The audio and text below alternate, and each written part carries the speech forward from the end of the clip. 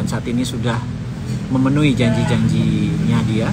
Dan ke depan masyarakat desa ini membentuk sebuah majelis permusyawaratan. Jadi Gerbang Sari beserta perangkat-perangkat asosiasi kelompok desa ini membuat MPRD RI atau Majelis Permusyawaratan Rakyat Desa Republik Indonesia yang dideklarasikan. Kemudian mereka resmi menjadi konstituen DPD. Ini sedikit mengingatkan pelajaran tentang bernegara, bahwa dulu ya di tahun 2002 terjadi perubahan, zaman Pak SBY menjadi Menko Polhukam, zaman Bu Mega jadi presiden. Jadi kita tahu ada perubahan, di mana kalau tahu kita mengingatkan bahwa MPR itu isinya ada DPR 550 sekian, kemudian ada wakil rakyat lain yaitu utusan daerah, TNI Polri, ada Dewan Pertimbangan Agung dan lain sebagainya. Kemudian diubah semua, utusan daerah kemudian bergabung dengan menjadi DPD, dan MPR sekarang kurang begitu powerful, padahal MPR itu tugasnya adalah 3: mengangkat presiden atau melantik, memberhentikan presiden, dan terakhir mengganti presiden. Sangat powerful sekali sebenarnya posisi MPR itu. Dan jadi kita di MPRD RI, desa-desa itu adalah menjadi konstituennya DPD. Jadi DPD. Ini kayaknya gue harus ganti. Iya. Ini ambruk sendiri. Dar. Oke. Aku pakai lem aja kali. Ya. Ambil lem sekarang nih. Nggak apa. Jadi teman-teman, maaf ada kesalahan teknik. Ininya copot terus kakinya ini ya. Jadi teman-teman dimanapun berada, kita akhirnya MPRD RI itu menyiapkan 27 juta data by name by address atau KTP, sehingga kita mungkin akan mencalonkan capres independen di tanggal 19 sampai tanggal 25, dan kita tahu pasti ditolak oleh KPU. Dan kalau ditolak oleh KPU, kita menantang ke Majelis Konstitusi. Ini sebenarnya hanya bentuk sindiran atau otokritik kepada bangsa kita, bangsa Indonesia. Apa itu otokritik? Yang dimaksud otokritik adalah kenapa sih calonnya yang 3 itu tidak dipilih dari konvensi. Misalnya kok tiba-tiba Puan jadi calon PDIP terus diganti Ganjar karena terserah Ibu Mega. Oke, itu juga nggak apa-apa.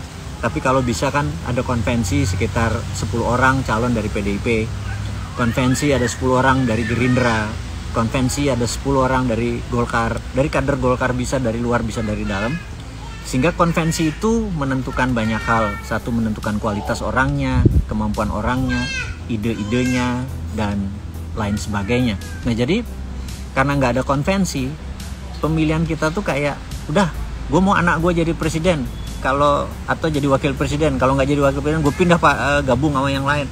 Jadi kayak kok begini ya bernegaranya gitu ya. Nah, MPRD RI kita akan melakukan konvensi.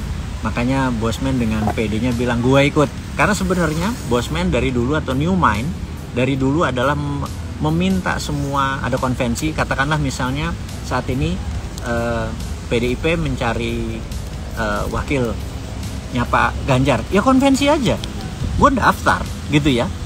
Atau Pak Prabowo mencari wakil, udah dari koalisi apa ya, saya lupa nama koalisi sekarang, ganti-ganti mulu sih. Ya udah, kita menantang untuk konvensi, tapi nggak ada konvensi juga. Kalau ada pasti saya akan mendaftar, atau Numan pasti akan mengirim orang-orangnya gitu ya. Jadi teman-teman, kita berharap saat ini ada konvensi. Ya udahlah, karena nggak ada konvensi, MPRD RI saya usulkan untuk mengadakan konvensi. Dan nanti siapapun yang para kepala desa itu dan warga desa itu pilih, itu akan dibawa dengan 5 juta suara, dan kita dorong itu ke KPU, ditolak ya wis gitu ya. Tapi yang jelas kita punya hak sebagai warga untuk men-challenge setiap kebijakan atau menantang setiap kebijakan. Mudah-mudahan MK jadi terpikir untuk mengizinkan. Nah, kalau mengizinkan ini menarik. Menariknya begini jadinya. Nah, menariknya begini, saya mau menjelaskan. Jadi kalau golongan, jadi saya hari ini bertemu sama seseorang tadi waktu sarapan, agak sedikit mengagetkan saya. Dia bilang, "Bosman, jadi nyalon nggak?" Saya pikir nyalon apa itu? Saya bilang, "Presiden." Saya bilang, "Siapa yang milih presiden?" Saya bilang, "Gini, saya itu kok tidak nyaman dengan aliran ketiganya." Saya pikir, ntar dulu, ini ada istilah baru kan. Biasanya kalau mereka tuh, gue nggak suka orangnya, atau gue suka orangnya, gue suka Ganjar, atau gue nggak suka Ganjar gitu kan, orangnya. Tapi kali ini gue nggak suka alirannya. Saya bilang, masuk aliran gimana? Aliran tuh dibagi 3 katanya saat ini. Aliran kanan adalah aliran religius gitu ya, kanan, diwakili oleh Anies dan Caimin. Kemudian aliran kiri adalah sosialis, diwakili oleh PDIP gitu kan. Kemudian ada Pak Prabowo. Itu Pak Prabowo itu bukan aliran tengah. Prabowo adalah kiri tengah gitu ya. Jadi dia, Pak Prabowo, Pak Jokowi saat ini bernegaranya tuh kiri, sosialis. Jadi kiri tengah gitu ya. Nggak sosialis murni seperti PDIP. Dia kiri tengah. Nah, yang kosong itu kanan tengah. Kanan tengah itu adalah nasionalis religius gitu. Mudah-mudahan Bosman ini mewakili. Saya bilang bener itu alirannya. Nah, jadi mungkin sekitar 30% manusia itu di Indonesia mungkin dari kanan tengah, nasionalis religius gitu ya.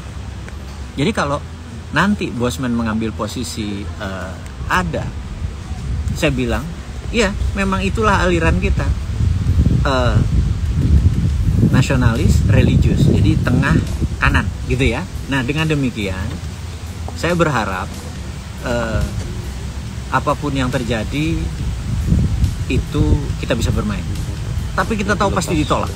Tapi kita harus throw the dice ya, kita harus lempar dadu. Oke, kita tetap akan mengajukan. Nggak peduli ditolak apa ditolak, urusan lain. Tapi kita berani, wanian. Kalau orang Jawa Timur kan ngono kan, wani. Kita selesaikan secara adat, ngono aja wis. Gitu kan. Jadi balik lagi ke topik kita. Apa yang terjadi kalau kita ditolak? Terus kita harus memilih salah satunya. Nah, maka isu, sekarang ini bicara isu ya, bicara isu ini begini. Isunya kemungkinan besar MK akan meluluskan permintaan untuk Gibran jadi calon mewakili bisa diterima isunya karena kemudian kalau itu terjadi maka dia keluar dari PDIP dan sekedar mau bicara. Ini dari kacamata PDIP, sekali lagi ya, dari kacamata PDIP.